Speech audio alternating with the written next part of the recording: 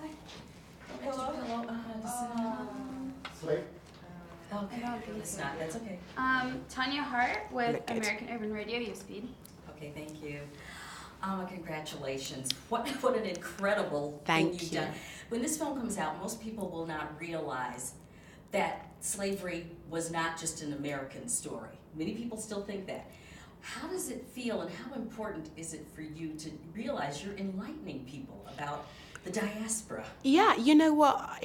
It's a huge sense of responsibility. I get goosebumps, thinking about it. It's a huge sense of responsibility. But, the slave trade that was going on in America was actually holding up the economy of the United Kingdom. And, I feel as a filmmaker, it would be disingenuous to tell any story about this period without illuminating that fact. Yes. And though I wanted to tell a very Jane Austen-esque story, which traditionally didn't have any black characters in it at all, and I wanted to do this and put a black female front and center, a mixed race female front and center, and I very much stay true to that subgenre when we're making the movie.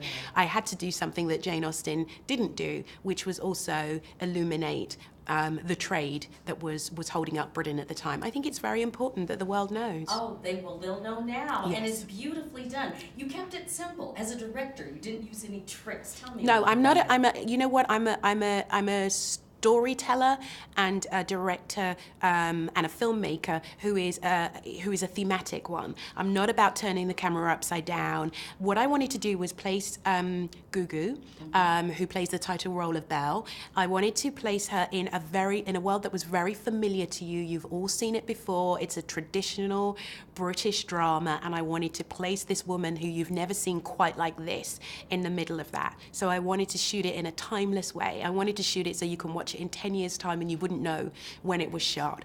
I wanted to place her in a timeless, classic environment and not do anything handheld and edgy or anything like that, but keep it simple and beautiful to look at. Is it true that you and the writer have actually never met? Yes, it's absolutely true that we've never met.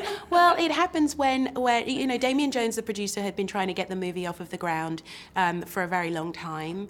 And by the time he brought the postcard print of the portrait to me, it was in another phase. And I'm a filmmaker, that's what I do. So I tell stories and I make movies. So it was about me implanting my vision of and deciding what themes I wanted to explore and what kind of story I wanted to tell by the time that I arrived. So the credited writer on this film and we used the same research at different times, but by the time it came to me, it was about implanting my vision onto the story. And what moment stands out for you while doing this film? Is there one moment? A couple of moments. My father, who passed away during the making of the film, used to once in a while, when I was a small girl, get down on one knee and tell me, "You will not understand this in this moment."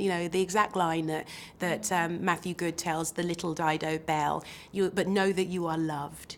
And, I took that line straight from his lips.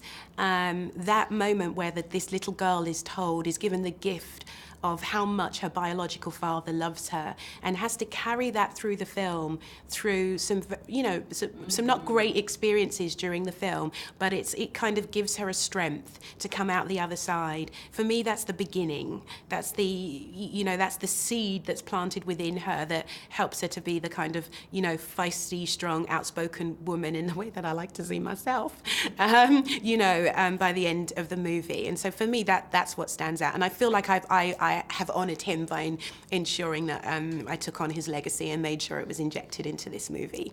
Oh, that's just beautiful. It's a beautiful story. Thank you. Thank